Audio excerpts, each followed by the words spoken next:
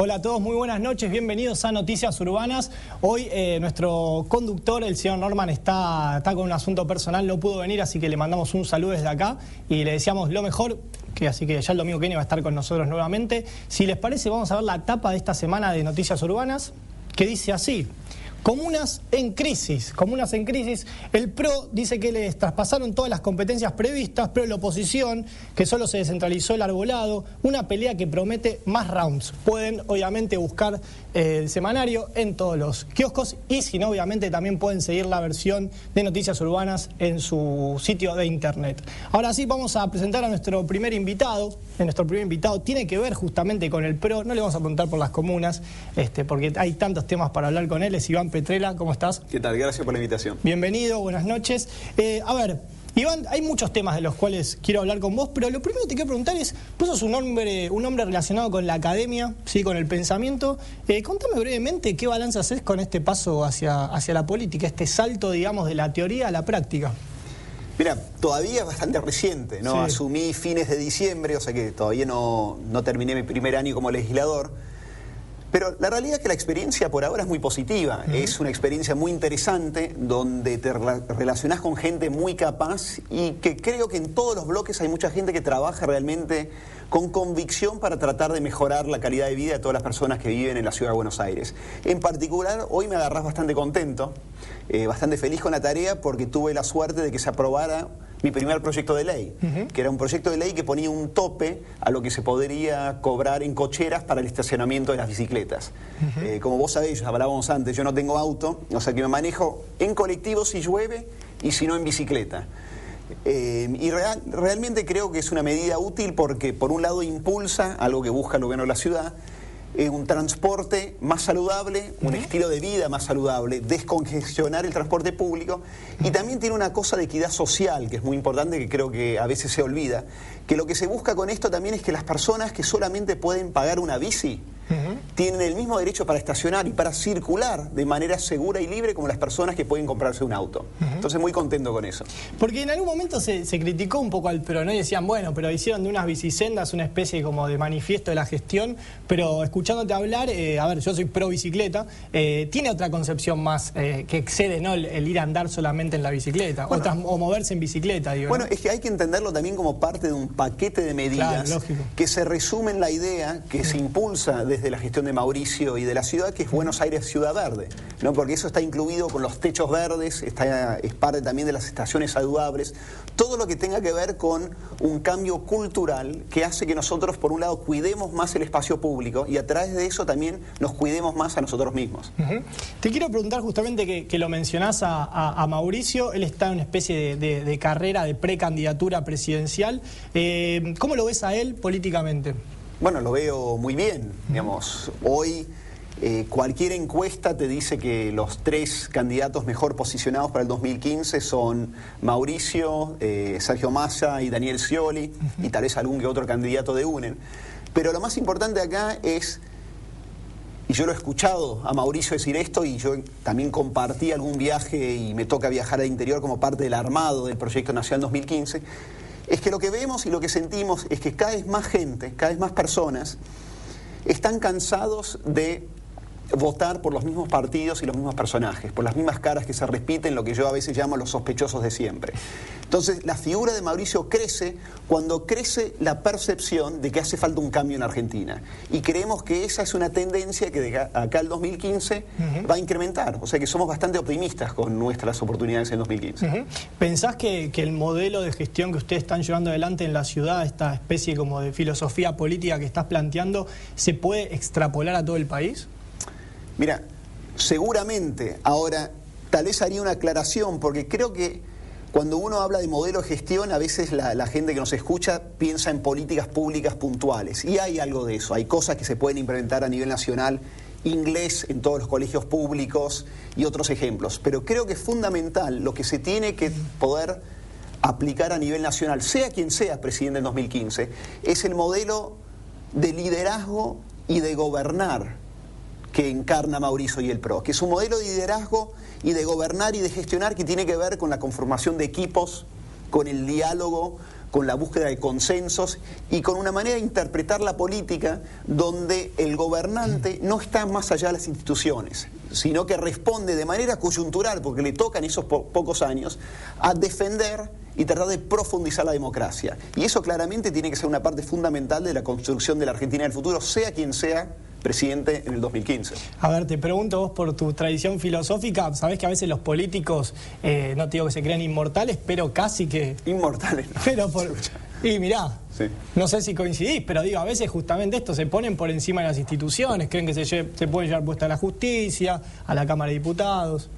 Bueno, ese es claramente uno de nuestros grandes déficits en la Argentina. Yo creo que si uno hace un análisis de los partidos políticos y la clase política que nos viene gobernando desde el 83, hay que reconocerles un gran logro, que es que lograron consolidar la democracia como una manera para elegir líderes. Es un logro muy importante en la Argentina, con el pasado turbulento que tenemos. Pero también hay una gran deuda pendiente, que es la de pasar de la consolidación democrática a la profundización de la democracia, que tiene que ver con lo que acabas de decir vos, no solamente votar una vez 4 años, pero sino en esos 4 años también el respeto por el otro, el respeto por las instituciones, por la justicia en particular, con el momento que estamos viviendo, y el respeto por las opiniones de otras personas. Eso es fundamental en la Argentina del futuro. Salimos un poco de la ciudad y te llevo un tema que estuvo en boga esta semana, que es el tema de las policías municipales o policía, digamos, de aproximación, de proximidad, perdón, que se trató esta semana, no salió a través del Senado, pero bueno, terminó siendo por decreto la provincia de Buenos Aires. Vos sos muy crítico, ¿no? Estuve leyendo en Twitter que no te termina de convencer mucho esta idea. No me cierra, pero no me cierra a mí. Yo no soy especialista en temas de seguridad, porque no le cierra a especialistas de seguridad que he leído. Los analistas mexicanos, que tienen un problema enorme con el narcotráfico, analistas y especialistas colombianos, que también tienen un problema enorme con el narcotráfico, están en contra de las policías comunales. Y te dicen lo siguiente, te dicen una policía comunal en un distrito donde no se le puede pagar bien, donde no se los puede capacitar bien y donde las instituciones son endebles, caen muy fácilmente en las redes de la corrupción, del crimen organizado y del narcotráfico. Digamos, la policía metropolitana funciona... Claro, podría preguntar, y bueno, pero ¿qué pasa entonces con la metropolitana? Es que funciona porque está en un distrito donde se le puede pagar bien, donde se le puede capacitar muy bien y donde hay un liderazgo político que los apoya y donde se respetan las instituciones, donde no hay búsqueda de perpetuidad en el poder. Imagínate una policía comunal en un distrito, una intendencia, en una municipalidad, donde alguien lidera ese proyecto hace 10, 15, 20 años. Sí. Es muy difícil que no caiga como rehén del poder de turno o de las redes de corrupción del crimen organizado. Sí, pienso, por ejemplo, un distrito como La Matanza, ¿no? Tienes más de 1,5 millones de personas, digamos, ahí es difícil, ¿no? Me parece llevar este modelo a ese territorio. A ver, ¿cómo ves el armado del PRO en la provincia? Porque de alguna manera la provincia de Buenos Aires, digo, ¿no? Dicen, bueno, a ver, le falta un candidato fuerte ahí, justamente en un distrito complicado políticamente, ¿no? Sí, no estoy tan de acuerdo. Obviamente es uno de los grandes desafíos de acá al 2015 el armado en la provincia de Buenos Aires. Pero tenemos por lo menos 2 candidatos fuertes, María Eugenia Vidal y Jorge Macri. Mauricio está caminando mucho la provincia.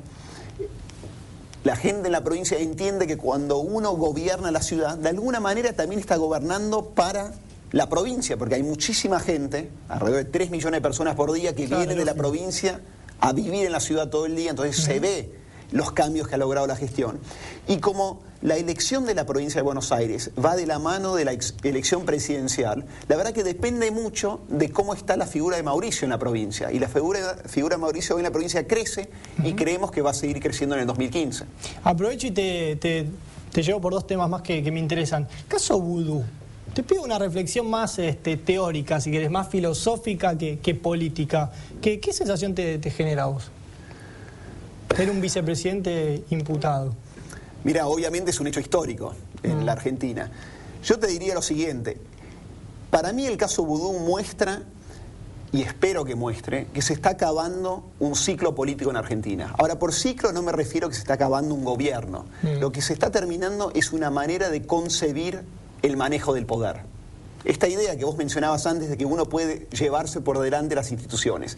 Te acordarás, fue hace un par de semanas que Vudú fue a tribunales, y la verdad que lo que se vio ahí fue bastante desopilante. Sí, una arenga. Micros recital, de militantes, ¿no? Sí. Banderas, insultos a los jueces. Bocio llegó a decir que él esperaba que los jueces puedan juzgar sin presiones mediáticas.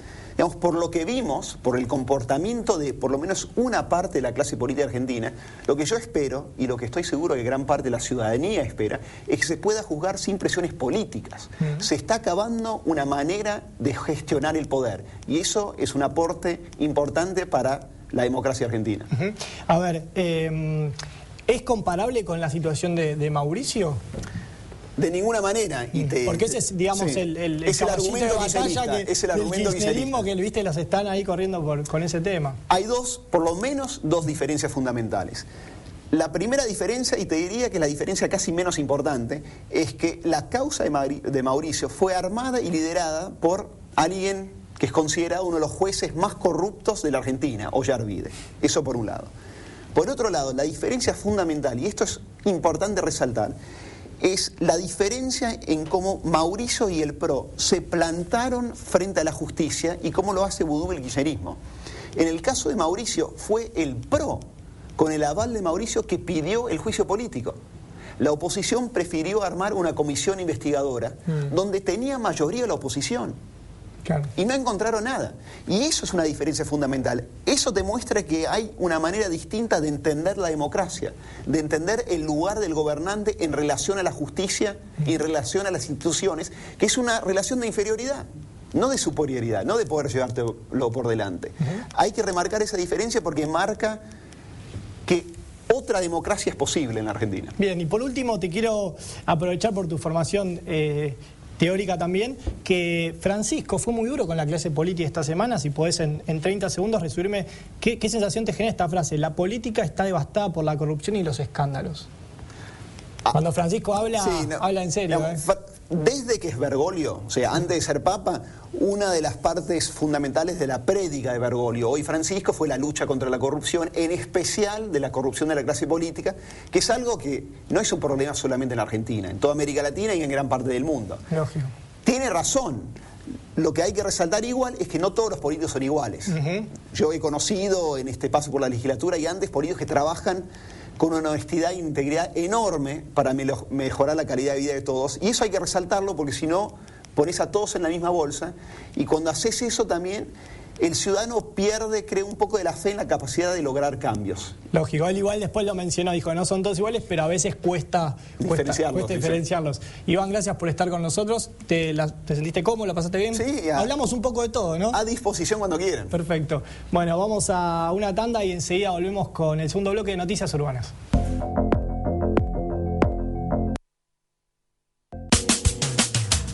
¿Sabías que la legislatura fue declarada Monumento Histórico Nacional por el Decreto Presidencial 1495 del año 2011? Legislatura de la Ciudad Autónoma de Buenos Aires. Monumento Histórico Nacional.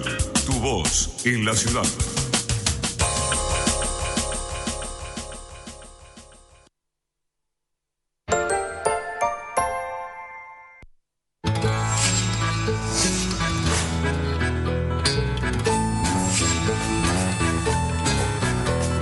Ingresá a buenosaires.gov.ar/terminal la secundaria y da el primer paso hacia tu futuro. Buenos Aires Ciudad, en todo estás vos.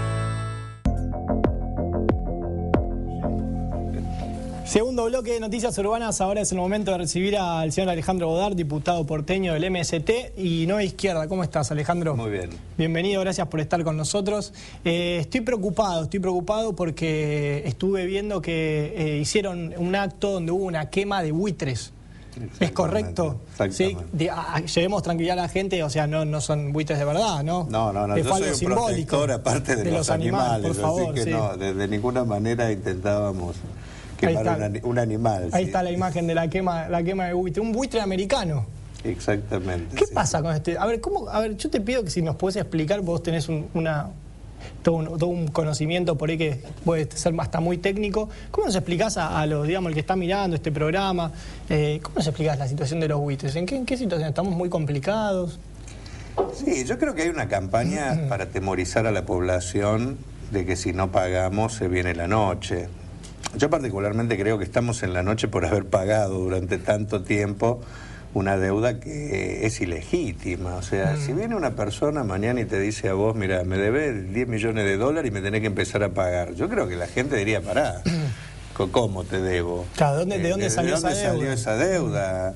Y no vas a pagar si vos no pediste prestado eso. Bueno, el país, parte de la deuda que estamos pagando, no solo la contrajo una dictadura, sino que además se estatizó una deuda que era de privados. Es decir, cada uno de los argentinos empezó a pagar una deuda que antes era de empresas, que una de las medidas de Caballo antes de irse en la dictadura fue estatizarla. Después, gran parte de la deuda es por armas, comprar armas que nunca se compraron, para hacer obras que nunca se hicieron. Es decir, es una gran estafa. Acá hay un fallo de un juez que declaró que la mayoría de la deuda era ficticia y que por lo tanto le pidió al Congreso que investigue. Nunca se investigó. Yo creo que estamos ante una estafa tremenda. Por lo tanto, todo lo que le falta al país está ligado un poco a pagar. O sea, nosotros tenemos una deuda tremenda con los jubilados, 30% de la gente por debajo de los niveles de pobreza, una desocupación estructural. Pero si no pagamos, no es que nos caemos del mundo.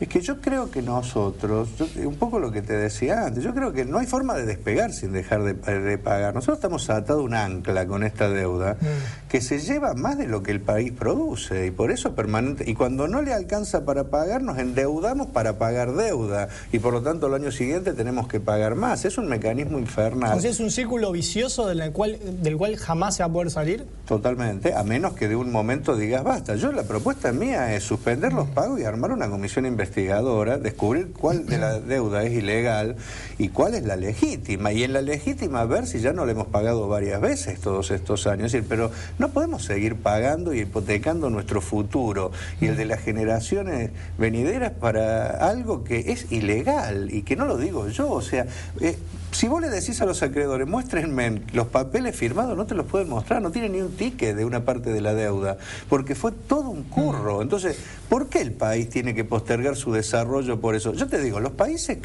llamados desarrollados, en un punto de su historia rompieron estos pactos de coloniaje. Estados Unidos le dejó de pagar a Inglaterra parte de la deuda, porque las deudas de este tipo, estas deudas, son anclas de coloniaje, no son obligaciones que vos tenés que pagar.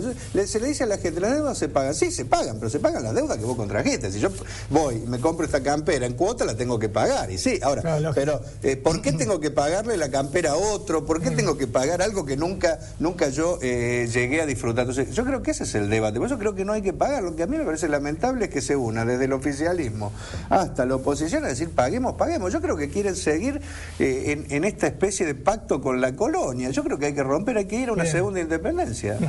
A ver, te llevo por otro tema, digamos, de carácter nacional. Estuvo sentado hace unos instantes Iván Petrella, le pregunté por el caso Vudú. ¿En tu opinión? Sí, yo lo he escuchado, Iván, incluso en algunos programas también, y intenta siempre separar como que fuera distinto el caso Macri de Vudú. Yo con relación a Vudú creo que se tendría que ir, que tendría que, como mínimo, ¿no es cierto?, si fuera una persona de bien, irse frente a semejante situación. Y creo que se tendría que habilitar el juicio político y que lo tendría que habilitar el propio oficialismo. Si teóricamente no tienen nada que ocultarse, pero aparentemente está trabado. No lo van a dar, no lo van a dar. Como no lo dio Macri, porque acá hay todo un verso que se está armando a partir de que Macri hizo todas las cosas bien, ¿no es cierto?, y Vudú hace todas las cosas mal. Me voy a llamar Petrella porque no tiene derecho a réplica, ¿no? No, pero yo te digo una cosa, hubo una comisión investigadora cuando fue lo de Macri que sacó un informe, y ese informe es lapidario, porque el informe dice de que están dadas todas las configuraciones del delito del cual se lo acusaba y que recomendaba ir al juicio político. Después no se fue al juicio político porque no quiso el oficialismo, que era el que tenía la posibilidad de destrabar o no. O sea, en general nadie quiere ir a transparentar las cosas. O sea, pero para vos, Alejandro, tanto Mauricio Macri como... Son dos delitos, cometieron delitos. Deberían renunciar. Y total, mira, yo te digo una cosa, o sea, si vos agarrás... Pero lo de Ciccone no es un poco más grave, digamos. Yo creo que los dos, para mí los dos son graves. Uno es un hecho de corrupción, y está claro para mí que está hecho de corrupción. Yo creo que tenemos que ir durísimo, hay una corrupción estructural. Yo creo que las privatizaciones son corrupción, la deuda externa es corrupción. Yo creo que la corrupción no es solo acto individual, sino que hay actos más estructurales. Pero lo de Macri fue también un avasallamiento completo a las instituciones democráticas, crear un aparato para policial de inteligencia, para hacer escuchas a los políticos, eso también es un delito. Pero fue tan así, o hay algo medio también que no cierra, digo, porque también está Yarví en el medio. Pero fue confirmado en doble instancia, no es solo Yarví, fue a Cámara y también la Cámara lo confirmó, digo, porque esto no lo dicen, o sea, tiene segunda instancia, ellos apelaron y la Cámara también confirmó que están dadas todas las configuraciones. Mira, si vos pones al Fino Palacios y pones al 30% para hacer una policía que vienen echados de la Federal con cargo de todo tipo, algunos a la época de la dictadura militar, y a esos nenes le da vos la posibilidad de que hagan la seguridad en un lugar. ¿No te gusta la metropolitana? Es que lo que pasa es que no fue concebida no para garantizarle la seguridad a los vecinos, sino porque este hombre quería tener una guardia pretoriana, es lo que opino yo. Entonces, y después encima se creyó que podía hacer lo que quería y les dio a estos tipos, verdaderos agentes de inteligencia de la época negra de la ciudad, que hagan esto. Eso es un delito. O sea, yo creo que los funcionarios no pueden hacer lo que quieren, no son reyes, entonces tienen que hacer, por eso entonces yo... Si me decís vos, los dos son graves. Pensé que ibas a venir más en una onda de conciliación, viste que ahora se viene, me parece que está... La oposición está reculando un poco. Yo creo que hay que conciliar con la gente. No. Yo creo que hay que conciliar con la gente. Yo lo que te digo es que el amor y paz entre la oposición y el oficialismo, si fuera para resolver problemas urgentes de la gente, todo bien, pero muchas veces se juntan para resolver sus problemas, no los de la gente. Entonces, yo creo que hay que conciliar con la gente. Aprovecho y te pregunto algunos temas bien de agenda de la gente, de la cotidianidad. Tarifazo de colectivos. Contexto de mundial, se aumenta el mínimo en el pasaje del colectivo. Sí, y claro, viste, y aparte digo, con la sube es como que no se vuelve todo imperceptible. ¿No? Bueno, yo opino que es muy malo. Yo he presentado un amparo y espero que la justicia rápidamente en estos días que corren se expida. Yo creo que ahí se ve un poquito esta misma lógica del gobierno de la ciudad. Hace poco se dio un tarifazo en el subte, se viene otro. Este tarifazo es el preludio de otros, porque ya hasta un dirigente dijo, miren que 9 pesos tendría que ser el boleto. Yo creo que hay derechos que son muy importantes custodiar, como la salud, la educación, pero también el transporte, porque la gente no tiene opción. O sea, recién fuera de cámara charlábamos un tema. Te puse el caso de internet, digo, estás viendo la factura de internet, pagás 300 pesos de internet, pero una internet de mala para pésima. Y por ahí un boleto de subte 4,50 y el colectivo 3,5. Claro, pero la gente muchas veces resigna la internet. Yo creo que, por ejemplo, ahora va a haber gente que resigne algo, o dejar de comprarle una zapatilla al chico, o dejar de comprar un producto en el supermercado, pero no puede dejar de viajar, porque tiene que ir al trabajo. Y vos pensás que en la ciudad, pues se habla mucho de otros países, ¿no? Te iba a preguntar eso, porque por ahí, esto digo, en otras capitales del mundo, paradigmáticas, por ejemplo, Londres, París y más.